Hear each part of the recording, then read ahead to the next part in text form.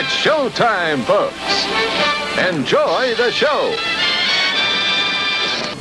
A fine Saturday morning to you, lads. Hi, Andy. See, it's hard for me to do that when you're here, but I just had to go. Roll it out. You sound great, Steve. But did I sound Irish? See, that's the thing. It's now watching you do it. Do I sound like Lucky from Lucky Charms? That's really my goal. Yeah, that's the thing. It's now seeing you do it has destroyed the magic for people because I need a green hat. I need a little and a green screen so we can put you in the rolling hills. Yeah. Yes. All right, I'll flip that over and it'll be my green screen. Yeah, just throw an Instagram filter on him or something. We've got some things to talk about. We're going to talk about the easy stuff or the hard stuff. What's the hard stuff? Are you ready? Did you do your homework? Yeah. Well, let me just tell you what's on my. Let me just tell you what's on my mind. You go. First of all, the will they, won't they, backroom dealings between Sony and Marvel. I know it's a roll your eyes kind of thing. We've got to talk about it. Number two. Do you know? Do you know or care what happened to Neo and the gang after the third Matrix movie? Because apparently we're going to find out. That's number 2 on my list. Number 3 related is they dropped the official trailer for The Mandalorian at D23 this week, and along with a lot of other interesting news. We've got to talk about, plus a hotel, and I'm all about Disney hotel experiences, and this one's going to be a spaceship. So I'm pretty excited about that in terms of the hospitality business. That I'm all in. And what was number 4? I think I had a number 4, but now I don't remember what it was. So there you go. What do you have to talk about? All that. All right. Where would you like to start? Steve, you look most excited. What do you want to talk about first? Yeah, I don't. Well, I shared a little video there. I don't know if you guys got a chance to watch it. Our Facebook group page for a few weeks now. Yeah. Was it? But I thought that's where you grabbed it from. All right. No, I didn't. I just stumbled across it. Yeah, this is the Corridor Crew group. This group called Corridor Crew guys, because I love the let's watch people react to stuff. And what got me was the actual stuntman commenting on stunts, because there is a really interesting insight that he has into some of these stunts, particularly the whole bathroom scene in Mission Impossible Fallout, where he talks about, well, yeah, the floor is all like foam. They just make it look like tile. And then he's like, oh, yeah, look in the background there where Tom Cruise is getting up from his knee, and you can see the tile floor actually it's a pillow squishing down. Yes, it's a pillow. So, no, I just discovered Corridor Crew, and because my uncle is a former, stunt driver, stunt guy, I kind of intrigued by their insights and comments on, good stunts, bad stunts, and all things stunt related. And of course, then they're also a visual effects company. So yeah, they making Civil War opening scene R-rated was quite entertaining. That's why I'm so tired. I went down that YouTube rabbit hole last night. Yeah, it doesn't take much. This video is amazing. In fact, what could I do here for the live stream? What can I do? I don't know. Can you see this? Can you see it? Look at this. So yeah, we're gonna look at this. It's giving away the end. It's like 20 minutes, but it's beautiful. Oh, it is. And it's awful, and it's wonderful. Yeah. All of those things. I'm a little put off by the glee they find. I know. They get a lot of joy out of this. I'm like, they have a little too much fun. Right. With this. The heads are coming off. Yeah. So the best part for me was that part where they have the guy that was did some stunts on there reacting to this movie that he was in. When Scarlet Witch starts breaking the body. It's just too much. It's too much. So it's exactly what it is. Definitely go watch that. I know, Andy, that you're excited about it. And especially because wouldn't it be great to see a Hulk movie that was rated R? Like the full straight up Deadpool treatment to Incredible Hulk. Every human would end up as jelly. Well, that's certainly something you see in the comics. It's he's very when he hits people, they tend to be okay. In the end. They're just like, whoa, what just hit me? Going, right. Yeah, that's a fantastic video link in the show notes and apparently on the Facebook group page. Well, that's Facebook for you. All right, number 2 is Matrix 4. Let's talk about Matrix 4. It's one of those, why do they need to do this? I guess. Question. Yeah. Well, that's something that's come up in the context of TV shows that I love, where like on Netflix, like the OA, they did one season and it was a nice self-contained story. And then I thought, well, do they need a season 2? Well, Netflix is going to give them money for a season 2, but the story they told was complete. So why go on? Then they come up with season 2, and about 2 episodes in, I thought, oh my gosh, they have another story to tell. And I'm really, really entertained and intrigued by where this is going. And then they canceled the show. And they're not doing a season 3. But season 2 was its own story. So I am hoping that there is another story. After 3 movies, the Animatrix, and all that other stuff, they have something new to do with this character. That's all I can hope. I think so. I at least I carry the same torch for it. I am one that I don't think it's not like I didn't like the last Matrix movie. I just felt like it went in a direction that wasn't what I got out of the first Matrix movie, and so it's an adjustment of expectations. But there are all sorts of series, I think, that do this, where I feel like they should stop, and then they don't stop, and then it turns out I might have been wrong, that they were okay. They had a script. Toy Story 4 is an example I hear, though I haven't seen it yet. That was one I thought was totally unnecessary. And by all reports that I have heard from friends and family and people I trust, was a surprising movie that actually did have a story to tell. Yeah, I enjoyed that one. Again, you only needed 3, but the 4th one they did a good job with. And so I was happy to have it because I liked that story and I liked that world. It's just one of those weird things. I don't know if I'm just perplexed by it or if it gives me concern, is the fact that it's only Lana Wachowski coming on to helm this new Matrix project. With her it's Lily. not both of the Wachowskis. Yeah. So I don't know what that says about, is there a reason that there? I don't know why Lily's not involved. And so I don't know. I'm curious because I certainly love the world. I actually really enjoyed the 3rd one. The 2nd one I didn't care for as much, but it really was just length. I think that I'm one of those rare people that kind of thinks there's an interesting set in that whole trilogy. Mm-hmm. But again, I feel like they completed it. So I don't know. I feel like this is one I'm hesitant, but I'm curious about. Does it give you more excitement or, I don't know, trust in it that both Keanu Reeves and Carrie-Anne Moss have signed on? I certainly think that's interesting. It would be a different thing, I think we're at an right? age where they throw so much money at actors that they're just like, sure. For that amount of money, why not? Well, it's not like you'd think that if Keanu didn't have a lot going on, then it's like, okay, well, I guess I have to do this. It's going to help my career out. He's doing just fine. Yeah. So I think it's either a matter of money or he's got an interest. There's something intriguing in the story he wants to do. Lily says, Lana says, many of the ideas Lily and I explored 20 years ago about our reality are even more relevant now. I'm very happy to have these characters back in my life and grateful for another chance to work with my brilliant friends.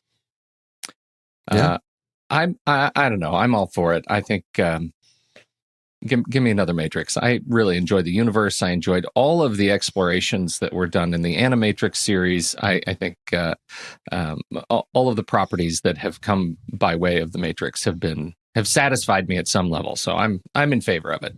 Part of it, I think, is also I hate thinking this way, but I wonder if it's just because they really haven't had a success like The Matrix since The Matrix. Yeah. Since those films. Go back to the well that was that was the source of success. Yeah. You're right. Well, but is there anything wrong with nervous, that? but there were all those allegations about there were lawsuits about the story that it was stolen from, somebody. So again, I'm kind of curious, is this going to be truly original story? Is it something that is now 20 years later, they've sat with this material, they've developed stories that are in that universe that are truly original, whether, the others, there was dispute about the originality. So maybe this is the truly original Matrix stories to be told. Next on the list, the eye-rolling case of Marvel and Sony. Now, so where do you start with that? Well, because it's still in development. There's still things coming out. Because I saw Stanley's daughter now getting involved? Okay. And Sony, there's some Sony insiders also who said, nothing's been signed yet. We're still in talks. So Andy, would you tell the story? You're the insider. Basically, Marvel, or I shouldn't say Marvel, Disney and Sony have been trying to sort out the property of Spider-Man for moving forward. Disney doesn't think they're getting enough money. Apparently, they get 5% of the profits from the film, and they approached Sony and said they want to get 50%, and Sony said no, and now they're not talking, and the divorce papers have been filed. I don't know.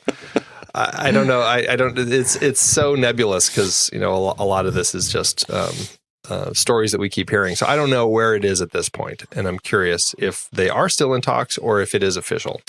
Spider-Man will no longer be part of the MCU, will only be in Sony's Spider-Man films. Wasn't there some additional note about Kevin Feige's role in this thing, that it was also about a production credit, that they didn't want him to have such a title of royalty on this on future Spider-Man movies? I can't remember. Did you have something? There was a quote that the dispute. So here's what Variety reports, that the dispute is between the studios is over a producer credit, and negotiations are still ongoing. The Sony representative clarified that Feige has contributed to other Sony Marvel movies, which he did not receive a producer credit on, which is the implication being what they want to get back to, that he can contribute, but he doesn't get to produce. I don't know. I don't know if what they're trying to avoid by that statement.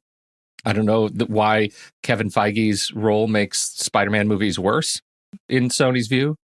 They did a great job with Spider-Man Into the Spider-Verse, and that wasn't tied directly to the MCU. That was kind of a standalone Spider-Man film. I honestly can't recall if Feige's name was in the credits on that one or not, or if he was involved.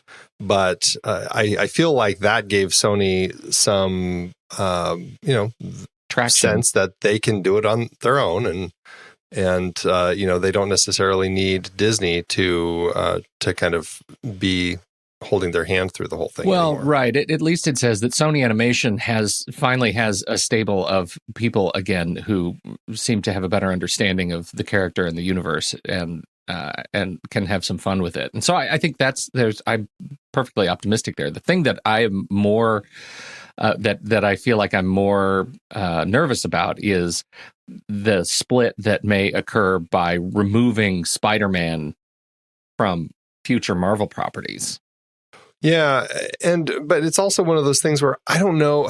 See, it's just from my perspective, I don't know how much it matters, because if you, at least at this point, because if you look at Phase 4, he's not in anything in Phase 4. So why does it matter at this point? Like, I'm not sure if they were planning on cameos like they have been or what. I don't know, but I don't feel like it's going to be a problem if he's not in it for a while, So I don't know. I mean, obviously Sony will be able to continue where they left it off with, Spider-Man and the whole Mysterio, the way that they end the Far From Home movie. I think that they can finish that without having to be too deep in the MCU. Mm-hmm. And so I feel like everything can be fine if they move forward. I just think people have their panties in a bunch about the fact that Spider-Man can't play with the other superheroes for a while.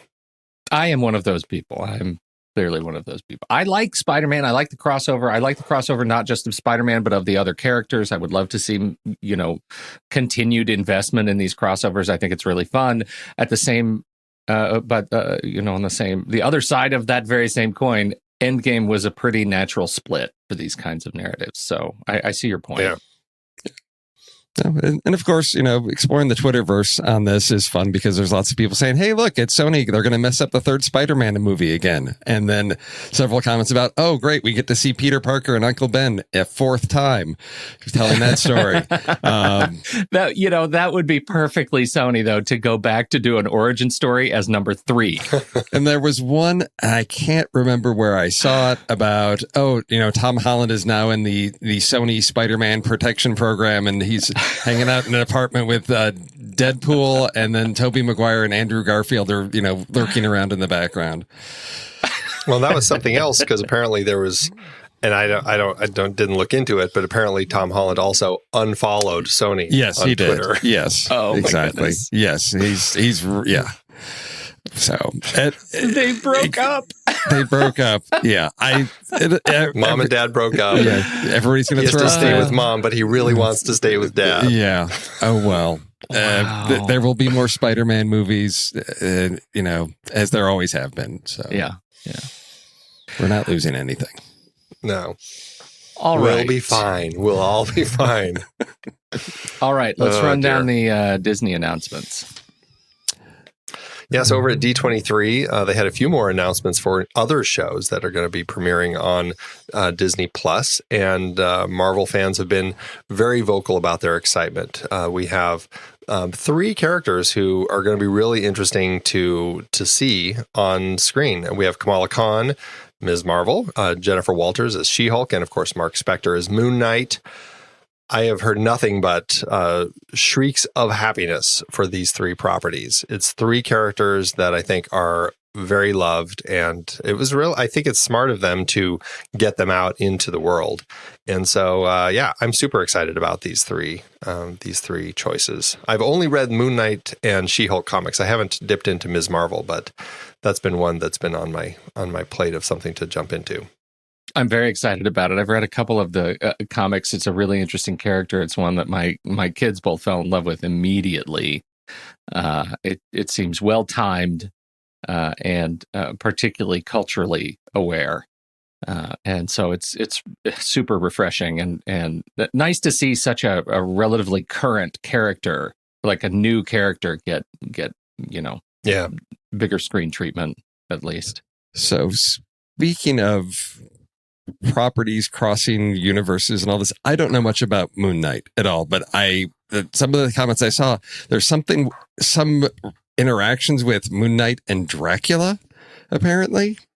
I don't know this story, so I don't either. I've never gotten to that point in Moon Knight's comics. So of course we can always, it could be Marvel's now. Fine, Sony, forget you. We're gonna go partner up with the Dark Universe over there at it was at Paramount, right? The monster, what was that? The Dark Universe that they were doing with all the Universal. Universal. That's right. Yeah. See, there we go. See, Dark Knight, or Moon Knight. Going into the Dark Universe there over at Universal with the classic monsters. That's where our next crossover is going to be happening. I'd see that. But then that means in 10 years, we're going to be reading stories about how Universal and Disney have broken up again. Broke up again, yes. Yeah. I don't know if I can handle another it. breakup. Jeez. Lots of other things to announce before we talk Star Wars. They released a ton of shows, properties. Lady and the Tramp is going to be streaming. High School Musical, the series they're bringing back. That seems like maybe too soon. A couple of movies. Not for the kids. Not for the kids. Trust me, right. My daughter is thrilled. Yeah. Anna Kendrick and Billy Eichner have got a film coming out that will start streaming launch day, November 12th. The World According to Jeff Goldblum. Oh, that looks great. Looks absolutely fantastic. Encore, as I'm not sure I understand completely what Encore is about, but Kristen Bell is doing it, so I'll watch. She's adorable and amazing. Forky asks a question, speaking of Pixar. a spectacular new shorts series from Pixar Animation Studios, debuting the first 10 episodes, coming to Disney Plus. I don't know, Forky, was that a character that is now beloved? Yeah, Toy Story 4. Yeah, you bet. All right, good. Well, then I'm excited about that. I can tell. Disney's, let's see, what else do we have? Timmy Failure, Mistakes Were Made, operates a detective agency in Portland with the help of a 1,500-pound polar bear. Sounds fantastic. Lots and lots of other stuff. And the first, Falcon and the Winter Soldier made the stage appearance. Mm-hmm. And let's see, what was the last one? Is that the only Star Wars thing besides The Mandalorian? Oh, the Clone Wars premiering February 2020. 12 more episodes.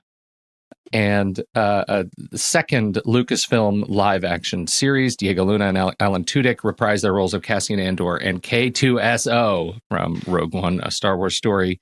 The second series is currently in development, follows Andor's adventures as a rebel spy during the formative years of the rebellion, before the events of A New Hope. We're going to look younger, laughed Luna. Ha ha ha ha ha ha ha. So they also have a few things that have been announced as in early development. They're not obviously going to be premiering soon, but now that they've acquired 20th Century Fox, Ice Age is something that they're developing more of. Is it going to be live action though? That would be great. Yeah. The Mighty Ducks, The Sandlot, Willow, and True Lies. Oh, okay. All right. Husband and wife spy team, I guess. I'll see Is that what they're going to do with that one?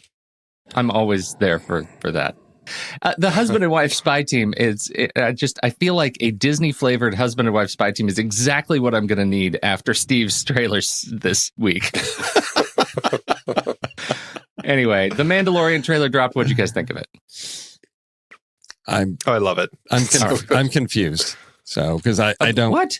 Well, I don't know things. I didn't watch like the Clone Wars series. I'm a purist in terms of my canon is the movies, so I don't know all the other stuff. So I didn't know. I don't know if there's anything you need out of the Clone Wars for the. Is that okay? I don't know, and I haven't. I've only seen the first 3 once, so I don't know where this takes place, when it takes place. Is this what characters I'm supposed to recognize? I'm puzzled by the fact that there's all these guys frozen in carbonite, because in Empire Strikes Back that was like a bounty hunter hack of like, it's not like standard operating procedure. It was like, well, not standing operator procedure to do it with somebody alive in the end. Well, as far as I know, that was for like shipping cargo. As I recall, it's like we put stuff in here to like freeze dry it and protect it. The question was, would a human survive it? It wasn't like, oh yeah, we do this with people all the time. It was, well, here's our solution that I can get him back alive if this works. So now apparently this person has now adopted this as standard operating procedure for catching people. So I don't know how this all relates to those events. So I'm puzzled. Because I don't know, like this is not Boba Fett clearly, but we've got that type of armor, and I don't know that whole thing, and I'm just puzzled. It looks cool, but I don't know what it is. Well, I think can you explain it to me? No, I don't want to, because of this one singular point. That is, we have talked. I believe we have talked extensively when Star Wars-y stuff comes up. Yeah, about how great it is. The opportunity to see Star Wars stories that aren't Skywalker stories, that give us the opportunity to explore the universe, a different part of the universe. And to me, this trailer is exactly that, right? This is like a Star Wars Western. It does take us back to Tatooine. We get the 2 moons. We've got the 2 suns. We've got we've got a familiar universe, but it's people that I hope remain disconnected from the rest of what we've seen. If it's too tied in, then I feel like they won't be taking advantage of really expanding the universe like they say they are. So I'm actually excited about the trailer. I think it looks great. And I feel like the less I know going in, the better. Okay, so what's the title mean? What is a Mandalorian? Because that I don't know what that is. Well, it's a person from Mandalore, right? Yeah. Okay. Yeah, right. and Boba is he like Fett, the last surviving Boba one, Fett, or though, is he? No. Boba Fett is a Mandalorian, right? He was. So we know him. We know what he looks like. This is not him. This is just.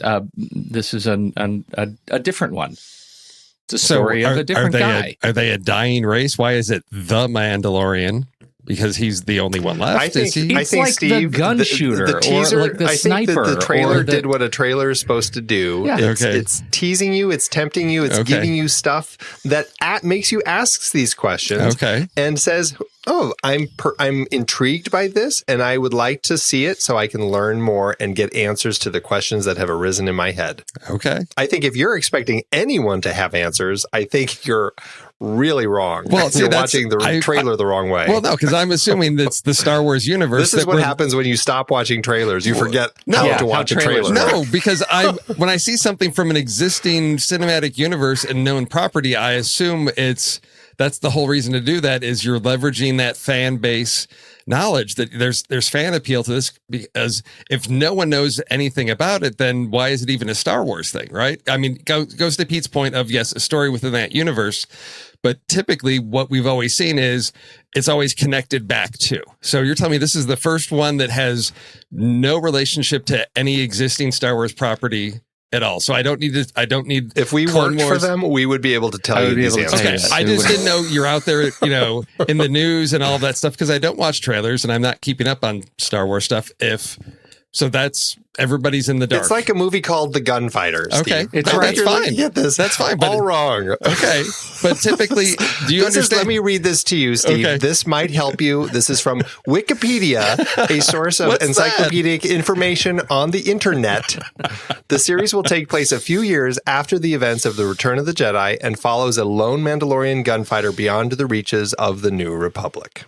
Okay. Is that everything you needed to? It's a frontier story. It's a Western. It's fantastic. No, that's great. But like I said, typically with Star Wars properties, we get familiar characters or storylines, or there's a connection to things, because like the Clone Wars was mentioned in A New Hope. So then we got a series about that because it was something that had been mentioned. Yeah. And so we build off that. So there's nothing there's no reference to anything in any other property about this. This is solely isolated, standalone. That's all I need to know then. That's all. I just assume, like they always do, we're going to tell a story. Like, Rogue One is a story, again, that was mentioned, like, oh, spies went in, and so now they're going to give us that story. So I can't go back anywhere and say, oh, here's the story about this lone bounty hunter, the Mandalorian. He's never mentioned anywhere. We're totally in new territory. Yes, that's what I'm hoping. But, given what they've done in the past, there's every chance that he's going to take off his helmet and be Luke Skywalker's long-lost brother. Right. But it's that not would being be promoted disappointing. that way. I don't think we should. It's not being promoted as connected to anything. It's totally brand new material as far as... What we do have an answer to is, since it's a few years after the events of Return of the Jedi, freezing people in carbonite is settled science for bounty hunters. So there we go. There's your connection. There we go. So that was the Empire Strikes Back was the Mythbusters episode of that. Of like, hey, can we do this? We can. That's great. Okay. That's right. What a cast, though. Pedro Pascal, Gino Carano, Nick Nolte, Giancarlo Esposito, Carl Weathers, Werner Herzog pops up. Yes. Taika Waititi is going to be in it as the voice of IG-11. Mark Boone Jr., Ming-Na Wen. Really great cast. I'm excited, and I am not confused. Okay. I'm excited and not confused. Steve? Is this a no? Yes? I think it is. It is. I don't know. Okay. There you go. You answered it right there. Yeah. I don't know. I'm confused. Yeah. All right. Let's do trailers. All right. Do we have? I don't think we have any rules that applied, so I think it's all order of operations. Who was first? Yes, indeed. So that would be El Stevo. That's me, and I'm gonna double trailer whammy. double down on this one, because there were two trailers, and I thought this was an interesting approach, and it reminded me of a film from how many years ago was that? Because there was a relationship movie. Oh, the disappearance of, was it Eleanor Rigby with Jessica Chastain and someone else. And there were 3 versions of the movie. There was his story, there was her story, and then there was like their story. And it was 3 different edits of the same story. So what we're getting here with Noah Baumbach's marriage story is 2 different trailers. We have his version, which is What I Love About Nicole, and then we have her version, which is What I Love About Charlie. And it's the beginning of the trailer is pretty much unique. That's when once we get to the split up of the marriage, as it appears, then the trailers sort of line up. So it's just the front piece of this. But I'm not a huge Noah Baumbach fan, so I was surprised that this one really drew me in. But casting Scarlett Johansson and Adam Driver is what grabbed my eye. Seeing these 2 working together, I think really talented actors. And I'm not a fan of Noah Baumbach, but it's not like I hate his movies. So they don't always click with me. But here, given some top talent here with an interesting story about a relationship, I'm intrigued to see how this story plays out of a marriage. Release is in September, but I think that's just at the Telluride Film Festival. So there's no like final release date on this one, but I'm anticipating probably sometime later this fall. So that's what I've got. What did you guys think about these 2 trailers telling the same story? It reminded me of other stories like the one that you mentioned, and it was James McAvoy that you were. Oh, that's right. James McAvoy. Yeah. And there was a film in the 80s, I think, called, I just can't remember, but it was like, I think it was Kevin Bacon and Elizabeth Perkins. Was it? I'm trying to remember what the movie is called, but the 2 of them, it was a similar thing where it was kind of the story told. It was just one film, but it was told in like 2 halves, and you kind of see it from his perspective, and then you see it from her perspective. And I think there were 2 different directors, wasn't that? That directing team that was a husband and wife. I can't remember, but yes, he said, she said. He said, she said. That's right. Yep. Who are the 2 directors on that, Pete? Ken Kwapis and Marissa Silver. There you go. And so it struck me as that sort of film, which I found to be actually pretty interesting. And I thought that the way that film was constructed was actually really interesting. I'm with you with Noah Baumbach. He's never been a favorite of mine. Rarely do I like a film of his. I think that they can be interesting. And I think The Squid and the Whale may be the one that I would say I actually do like. Of his. Yeah. The rest of them are either kind of fair to middling, or I just downright don't like it at all. And I generally skip most of his movies because of that. This looks like a film that could be interesting because I certainly like the cast, but it's definitely a renter for me if I watch it. And it's also one that if I end up missing, I probably won't be too upset about. I don't know. I think I just generally like Noah Baumbach more than you guys. I think I've come to terms with that. I really liked, obviously, The Squid and the Whale, but While We're Young, I thought was good, and Meyerowitz Stories was solid. I had a good time, with these movies, even back to Kicking and Screaming. So I'm looking more forward to this. The problem that I have is just generally I struggle with divorce stories, and so I just don't like them that much, and so I feel like I don't like them going in. This is one of those experiences where like I don't like the act of watching them, but I do like having seen them. And I feel like it's like just getting to the other side of it is the goal. So you have to watch it like JJ does. You like back up and watch it from the hallway, peeking around the corner. Exactly right. If the marriage is turn on the sink and pretend to be doing dishes, like that's the way to do it, right? So Adam Driver and Scarlett Johansson just look so like believable to me in this set of trailers that I find they're very compelling as a couple, as a married couple, and I'm absolutely looking forward to having seen this movie. Not watching it, but just having seen it. Yeah. Gotcha. Okay. And it seems like this is where Noah Baumbach, like he lives here, right? I mean, this is like relationships in trouble are a thing that he does. So I know that it is context, like it's a little bit out of context for me to say I don't like these kinds of movies, and I'm kind of a fan of Noah Baumbach, but I'm a fan of having seen his work. So what are you going to do? All right. Well, we'll find out this fall. All right. Indeed. Andy, what do you got? Well, next up from me is the film Villains, which is written and directed by Dan Burke and Robert Olson. Their script for this was on the Blacklist, the unproduced screenplays list that came out, the Blacklist 2016 list. And then because it was on that list, I think it got the bump and got the funding to get made. And Dan and Robert Olson got the helm to direct it as well, and they got Bill Skarsgård, Mike and Monroe, and Kira Sedgwick, Jeffrey Donovan, and it is basically a story. This is from the South by Southwest schedule. Mickey and Jules are lovers on the run, headed southbound for a fresh start in the Sunshine State.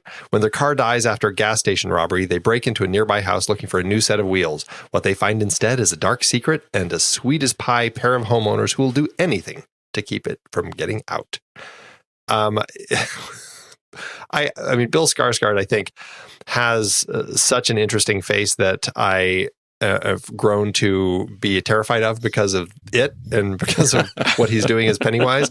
But I find him a really compelling actor because of that. And then Kira Sedgwick, I have just always loved. I just think she's just a delight on screen. And this sort of role, having her paired with Jeffrey Donovan as the homeowners, I don't know. It just, the way that this trailer plays out, I find really interesting. And the reveal that they have this girl, chained up in their basement and all that sort of stuff. It's a horror comedy, so it's very light.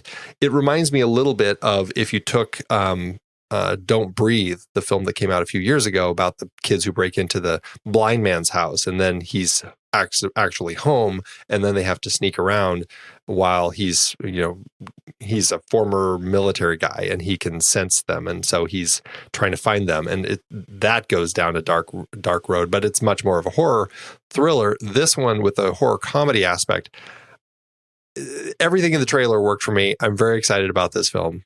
It looks really, really interesting. What do you guys think? I think Bill Skarsgård's face as they track him after getting hit in the head as he falls is the reason to see this movie. Like, that smile is why you buy the ticket as he's going unconscious. That's great. And they have them duct taped into chairs for their dinner scene. Yeah. It's just some bonker stuff going on in this. I am most excited about it to see what Jeffrey Donovan's able to do. I've been a fan of Jeffrey Donovan for a long, long time, and absolutely loved Burn Notice, one of my very favorite popcorn shows. But, he's done some exceptional work since then. It looks one of those things that's just going to be really really fun, and hopefully it stays fun, and Pennywise isn't in it. Like, that's that's a major selling point. Like, if Skarsgård does that lip thing at all in the movie, we'll just turn it off. We can do that. No, I'm really looking forward to this because it's the horror genre that I enjoy, where you're going off the cliff into craziness, where it's not the supernatural kind of weird stuff. It's just, you've got some twisted people messing around with you. And that's, Pete, I'm a big fan of Jeffrey Donovan too. The series he was in on Hulu, Shut Eye, where he's the con man, is great. And I recommend people check that out, because I've been waiting to see what he was going to do after Burn Notice. I was like, what's the thing that he's going to do? And it's always been sort of little smaller things. So I'm very excited to see him and Kira Sedgwick. I think that's the draw for me is these two familiar faces and the darkness of these characters, keeping a little girl who's biting people. And I thought, is this a zombie thing? I don't know what's going on down there. This is one where I'm going to enjoy having watched it, and I don't know that I'm going to enjoy watching it. Yeah, but I'll be like, that was so much fun, and then be horrified throughout the entire span of the film. I love that Jeffrey Donovan apparently looks enough like a Kennedy that he played RFK in J. Edgar for Clint Eastwood, and he played JFK in LBJ for Rob Reiner. that cracks me up. Anyway, this it premiered at South by Southwest in March earlier this year, and it will be opening September 20th here in the States. Right now, it only has release dates for the States, but hopefully it will get a little more of an expansion.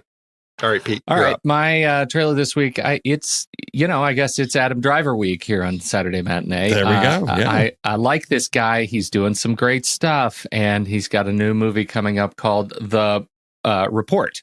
The Report.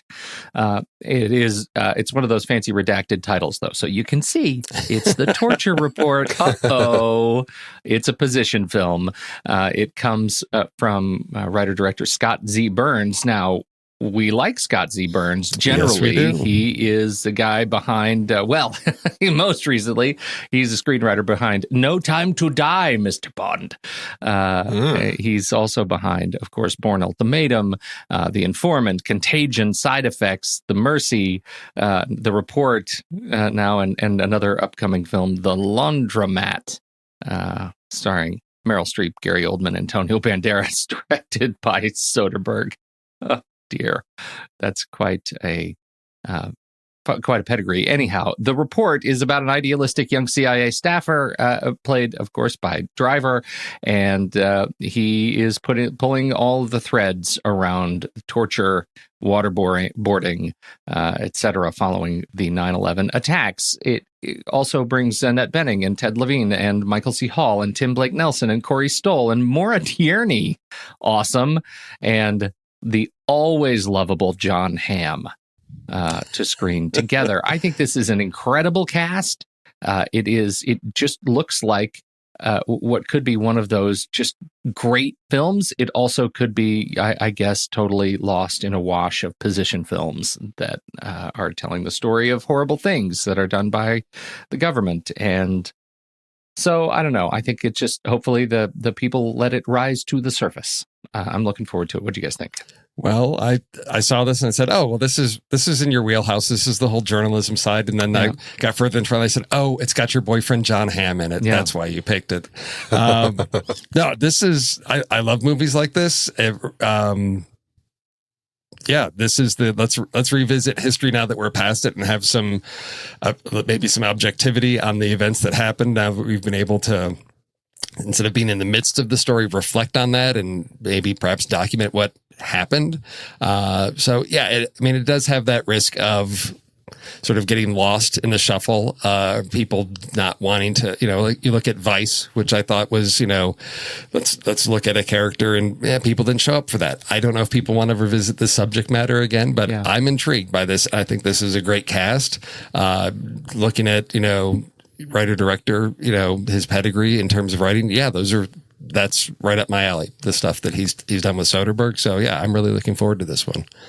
Yeah, I'm really curious about this one. The thing that I am intrigued by with Burns is he's also been involved in some documentaries like An Inconvenient Truth, right? And so I think that there's an element to him that is trying to take stories from the real world and kind of bring them to the more fictional storytelling of Hollywood cinema. But so to that end, I am really intrigued by this. I'm curious. He's directed very little. So, and from what I can tell, he hasn't really directed much since 2006. So, but he has Soderbergh on his side also. Mm-hmm. So I feel like he's in good hands, and I feel like this film is in good hands as well. So I'm curious about this one. I'm very intrigued, and it's something that I definitely want to check out. You'll be able to check it out November 29th. It's an Amazon Studios thing, so it will drop in the U.S. on November 29th. Looks like it gets theatrical release, probably limited engagement on November 15th. I hope there is more than that. But you get it running, I think, Germany late September, Netherlands, and UK early November. But for the rest of us, November 29th. The Torture Report. Birthday binge, cool. Right? Yeah. That's going to be part of your birthday binge. It's going to be it. Ugh, good year. So before we get into our list, do you want to do some ranking? Let's do some ranking. Oh, the ranking. Let's do a quick ranking. Should we do some? Yeah. Sure. Do a little bit. Let's do it. Do a few.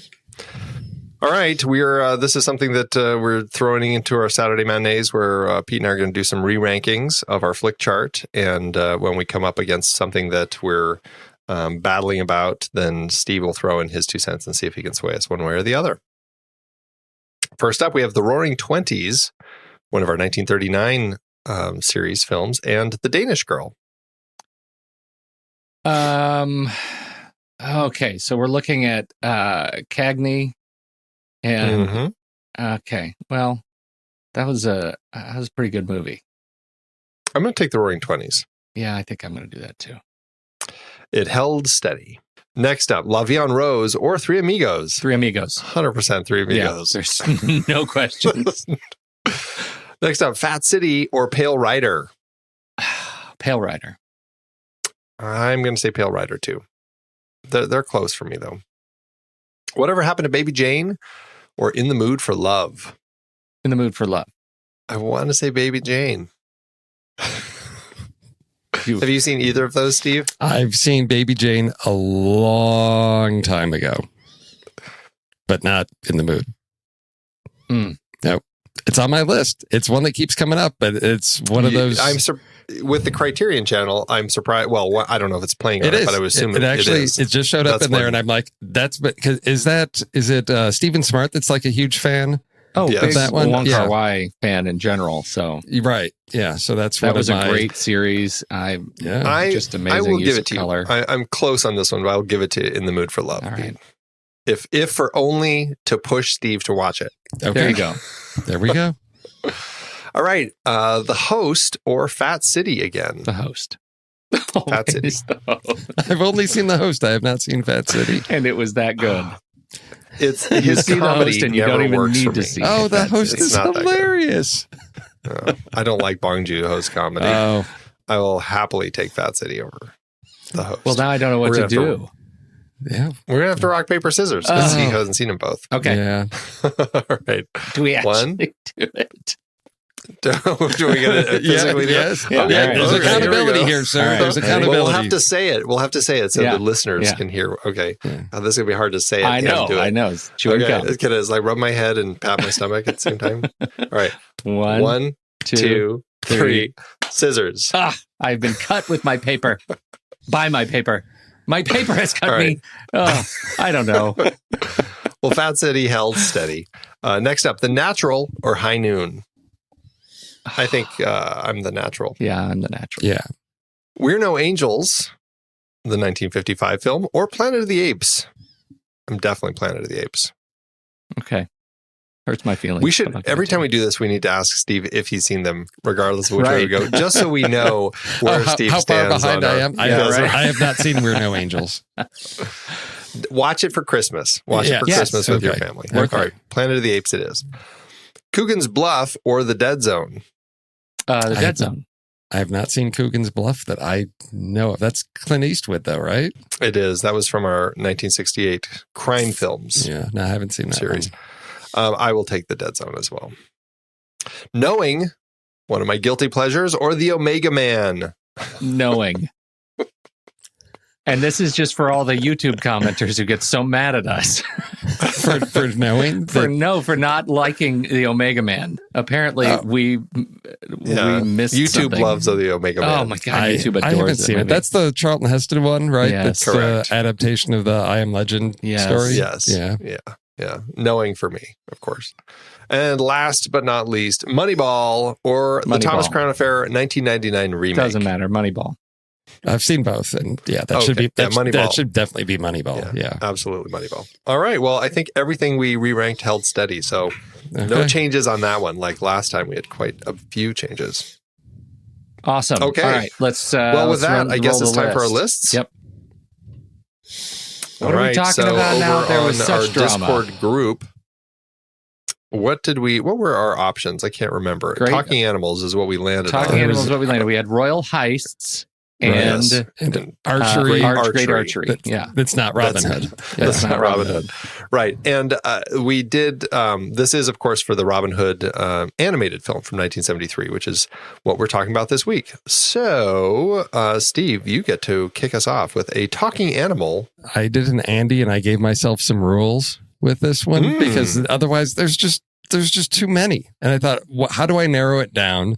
Because there's so many to cover. So I tried to stick with a category. We'll see. There may be some steals that are going to break this up for me, but I will let you try to guess what you think my sort of rule was for building my list together. So I'm going to start with, as is, part of my, habit, picking a movie that we've talked about on the show. So I'm starting with the character of Rocket from Guardians of the Galaxy, a talking animal. Plus, I figured it's a Disney-related property. I'm going to steal it from Andy. All movies that we've talked about on the show? No, it's not. I'm just waiting to see what Woody Allen movie you've got on your list, Pete, since you've never done a Woody Allen movie on any of your lists. Well, that wasn't a steal. Okay. Because I couldn't remember if we talked about that or the first one or the second one, but I'm like, I'll leave those off because of that. So I didn't put that on my list. All right. But it could have been. You're up next, Andy. Okay. Well, that's a good choice. I like it, though. Yeah, me too. For my first one, I am going with I would say it's an oft neglected family film that came out in 98 that I don't think many people saw. I don't know how it did at the box office. I think it barely scraped by, but I found that it had a lot of heart, and I really enjoyed it. My family, I took my dad and my sister to it. They loved it. I've shown it to my family. They all love it. It's a film called Polly, which is Paulie, like Paulie, not Pollie. And it is about a talking parrot that is voiced by Jay Moore, who's disappeared from the acting scene. It also has Tony Shalhoub, Cheech Marin, Gina Rowlands, Haley Eisenberg before she disappeared and her brother took her place. And it's a really touching story about this talking parrot that is on a quest to find his girl that lost him when she was little. It's a really touching little film. And it has a talking animal. So that's my first pick. I remember that movie. Have either of you guys seen that one? Mostly, I remember all the people that you acknowledge have suddenly disappeared. It's like they've been erased from history. What happened? I know there must have been scandal. Something. I don't know what happened to Jay Moore. Jay Moore, yeah. No. He's still in stuff. I mean, I'm looking at it. He's still popping up in things, but it's certainly not big stuff. He does have a great voice for animation. He was also, he was great. Yeah. Jerry Maguire was like, that was kind of it that I remember. But man. Haley he was like Eisenberg. the Bradley Cooper before Bradley Cooper. Do you know what? That's the problem. Bradley Cooper showed up. That is the problem. All right. Well, at least we know where to lay the responsibility. My first pick is not a pick for everyone. Certainly not a family film. It's generously unrated, but it is the first movie that came up to my mind when we discovered that this was going to be the topic. We're not rated X for nothing, baby. It's Fritz the Cat. Where are we if we don't occasionally drop a Ralph Bakshi title into our lists in the morning? This is better off. We're in a fine place. You guys suck. Let me just say, this is one of those cultural touchstones that you kind of... Is it? Yeah. Yep. You have to have seen it. I believe it. It's terrible. But I'm including it. I was just happy with the... Back working in the video store, it was just one of those legendary things that because it wasn't out there anywhere. It played in theaters, and it was this X-rated cartoon that was this like urban legend. And then distribution on digitally happens and you can find things and now you can find it. And you're going to say when you watch it, it wasn't worth it. But then some years will go by and you'll be challenged with coming up with a list of movies about talking animals. And you're going to be able to drop this one and it'll be in its own way rewarding. Fritz the Cat. Okay. I've actually never seen it. Never seen it. What? No. Seriously? I've seen images and I'm like, okay, I've seen all I need to ever watch. You have not. A hypocritical swinging college student cat raises hell in a satiric vision of various elements of the 1960s. Yeah. That's what happens. And so much more. Fritz the Cat. And so much more. All right, Steve, what's your next choice? Okay. So the next one, keeping in my theme, squirrel. Doug from Up, the talking dog who is easily distracted by squirrel, is my second pick. That's a great pick. I feel like I see where you're going with your list, and I feel like my next one is going to be a steal. Okay, you probably are. Go ahead. I don't know, but for my second one, I am going with an animated film that I completely fell head over heels in love with, that came out the same year as yours, and I actually like it better because the comedy is so right up my alley. I love Cloudy with a Chance of Meatballs. Yes. Oh my God, that movie just did everything right for me. It's so good. And Neil Patrick Harris as Flint's pet monkey Steve, who talks through a speak and spell thought translating device on his head, who's always talking about gummy bears. That for me just was so spot on perfect. I loved it. So that's my second pick. Cloudy with a Chance of Meatballs. Am I on to you? Oh yes, you are, because it's totally animals that are talking through some type of device. It's not implants. that they actually can talk. It's that there's some technology assisting them in some way. Is that? And I agree with you wholeheartedly. I love that movie so much. And his name was Steve, so how could he not be on my list? Of course, he's on the list. And that's one where they really messed up the sequel. The sequel's terrible. All right, Steve or Pete. Gummy bears. All right. I have a list. I feel like as I'm looking at my list, the movies that I have available to me are movies that they're sort of non-recommendations, but I'm going to keep them. I'm going to kind of bury the ones, and we'll talk about them after. The next one that I really want to recommend, this one just touched me so well. The whole movie I thought was charming, but this particular talking animal, the performance by Eddie Murphy was just second to none. And it was Donkey in Shrek. I adored anytime Donkey was on screen. He just became a fantastic character, fantastic voice, the blending of animation to character design, to just Eddie Murphy's performance was just magic. And so that's what I'm going to go with, Donkey in the original Shrek. You could go with Donkey in any of the Shreks. Yeah. He is so good in all of them. This is a great character. Really, I enjoy that franchise. That's a good franchise. We should do a Shrek series. We should. That'd be fun. There you go. All right, Steve, final pick. Okay. Since you stole my top of my list. And the thing was, I wanted to have, so the subset was, if I had to do something else, then it's animals that talk to each other, but not talking to people, where we're in like, clearly animals have their own world and they can communicate and humans can't understand them. The whole animals talking to people thing, I thought that's a different genre altogether. So I'm trying to keep it with the animals talking to each other. So then my third and final pick is going to be Babe, where you have, of course, the live act. I'm going to try to stick with being real as I can, with live action talking animals, staying out of the animated realm. Therefore, that'll do, Pig. That'll do.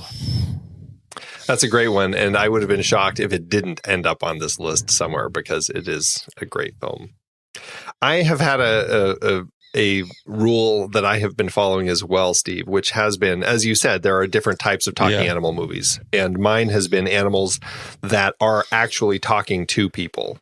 And like the people can hear them. It wasn't, implants or anything, but they can actually talk. And in the case of Polly, of course, parrots talk. But in this case, it was a smart parrot. my last pick is another animated film, but it's about a man who gets turned into an animal and ends up talking quite a bit to the other people that are helping him. It is a Disney film that went through insane production problems in the process of getting it made, and it totally shifted and went from like a dramatic sort of action movie to a silly comedy, which again, totally right up my alley. The Emperor's New Groove with Emperor Kuzco, who gets turned into a talking llama, is one of my favorite things. I love this Disney film, and I know it's not everybody's favorite, but it's probably in my top 5 of their movies. It's so stinking funny. I love it. Emperor's New Groove, my last pick. I think I'm this is going to bug you. I may have seen that in its entirety once. I've always put that with regularly. I'm there, but the kids watch it, so I saw. Yeah. I've seen the whole thing maybe 4 times, but not all in one sitting. Yeah, I just saw bits and pieces, and it is one of those. It's Disney sort of like skewed off. There's something different about that one that makes it stand out. And it's very entertaining. And if you want to try to seek out the documentary called The Sweatbox, which I think pops up on YouTube once in a while, that is a documentary all about the problems of getting that one made. Oh, interesting. Well, my final pick is it's another good one. It's one that everybody should see, and it bugs me. And maybe it's your Emperor's New Groove pick. It's one that whenever I want to watch it, my family for some reason says, "Meh," and that makes me crazy because this movie has not only talking animals, but it blends a great relationship film with a fantastic rags to riches sort of film with cooking, and that is Remy in Ratatouille.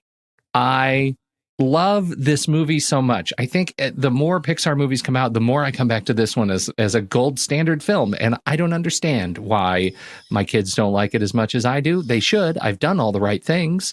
But for some reason, I've fallen short in this area. Remy and Ratatouille is my number 1. That's one of my favorite Pixar movies. So I'm right there with you. I will watch it with you next time we're together. Thank you. Oh yeah. No, that's a classic. I don't know that my kids have watched it recently, but I remember they enjoyed it. And then with the podcast and talking about movies, that was one that I explained to them, editing, because there's that great story cut where he's got the Remy's in the jar and he's juggling above the water, and then there's a cut and then they're both just sitting there wet. And I'm like, we don't have to see everything, but we know exactly what happened. And so we had conversations about how editing helps contribute to story. So there's so many smart things. Really smart. Great movie. It's great. Yeah. You guys have any backups you want to throw out before we... I do. I totally do. Okay. Throw them out. Number 1, Guilty Pleasure, Scooby-Doo, 2002. Number 2 is a double hit. The animated version of Animal Farm, 1954, and the horror show remake that was live action in 1999. It was just, you can't look away. You must look away, but you can't look away. And the last guilty pleasure that I have on my list was Sex, Bugs, and Rock and Roll, the cockroaches in Joe's apartment. I didn't even know that they talked in that. Never watched it. What about you, Steve? Any backups? The one that my kids recently rediscovered, and they can't remember why they loved this movie so much, but it's got Dustin Hoffman in it. How can you not enjoy a story about a zebra that is competing as a racehorse? And as they watched it, they said, we don't know. Is there like typecasting, or is this movie racist because of the certain actors that are getting cast as certain types of animals? And I said, no, probably not. But it was a long time ago. Maybe there is. Because it seems like the black people have different types of characters they're playing. I'm like, I'm not getting into this with you. You're thinking about it way too much. Like, this seems racist that the black guys are the flies. And I'm like, well, wait. David Spade is one of them. So that's going to put that to rest. But they're like, so it's potty humor because it's flies. I'm like, okay, yes, maybe that's where they're going with that one. So this is not the film for a deconstruction of what's going on. It's Racing Stripes. It's a silly kids movie. Racing Stripes. Great soundtrack. I like the music on that Dustin Hoffman, what was he doing? Well, I can't believe it. Tell me, Andy, one of your backup picks was Howard the Duck. Oh, absolutely not. Jeez. No more mine Mr. were Nice Watership Duck. Down, which is great. Bolt, Rango, The Lion, the Witch, and the Wardrobe, and of course Paddington. Either one of those. Oh, those right. are great Yeah, movies. perfect. So, lots of good choices. Okay, There's a lot of talking animals. There's a lot of Yes, talking there animals. are. That is a list that just doesn't end. Mm-hmm. It really doesn't. All right. So this week, we are going to be talking about Robin and Marion, which is a kind of a, would you say revisionist? It's not really revisionist. It's just looking at, it's like the later years, right? So it's looking at these characters. Where would they be if we visit them 20 years down the road? Mm-hmm. So what do we want to do for our list this week? How do you categorize that? Because like that would be a good list, is movies that take well-known characters at not well-known times of their lives. Are there other movies like that? I don't know. No, I think you could just say, visiting familiar characters, years later or something. Yeah. I feel like there are options that we could find. Nothing is coming to mind, so that will be. I will say one right now, although it won't be. I mean, if you want to put it on your list, you can. But they did that. Was it The Odd Couple 2, where it's about their kids? Wasn't that kind of what the story was with that one? I don't Came out in the think I 90s? saw it. Never saw it. No. Well, I didn't either. But so luckily, it won't be on any of our lists. But I'm just saying, like that's an Okay. option that we could do. All right. So what else do we have in here? We have characters who don't wear underwear for most of the movie. That's one for sure. We have the something around the old guys fighting. Old guys fighting. Like, or, Okay. maybe I should just stop talking. Old guys fighting is my contribution this week. Okay. Okay, I'm putting that down. Yeah, old guys fighting.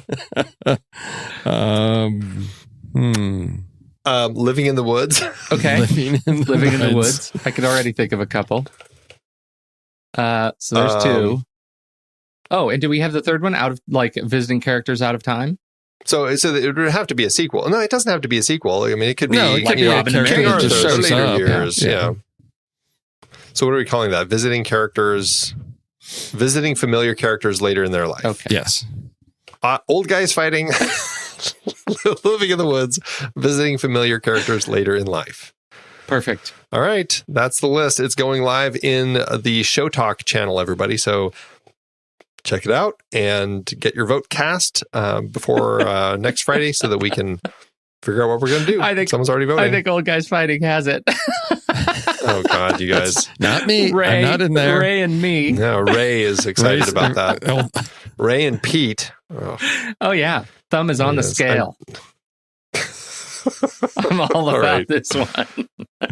old guys So we'll see fighting. where we land up. Yeah. Yeah, it's going to be a tricky one. Good week, All right. everybody.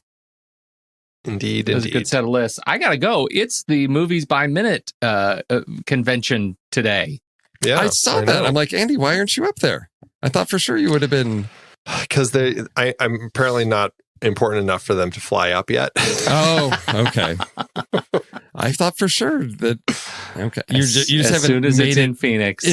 you're not an integral part of that community yet. Okay. Well, the thing Yeah. is, it's moved further and further west. And unless they're going to move it to like Tokyo next year, it's got to start moving east again. So there's a chance it'll bounce through Phoenix, Okay. right? And before I have it a heads to New feeling York. there's enough vocal people that are pushing for East Coast. Yeah. So I have a feeling it's going to be Pennsylvania or New York next year. Yep. That's it. We're going to Philly. Okay. All right. All right. Well, thank you, everyone, for supporting this very show, for supporting everything we do at the Next Reel Marvel Movie Minute by being patrons. And you know what's even better than that is spreading the word and helping share the love a little bit about what we do here. So thanks all for your participation and your support. And have a great weekend. Go see some movies. See ya. See ya. Hondo. There you go. What is see ya? See ya. Top of the hundo to ya. You have one job.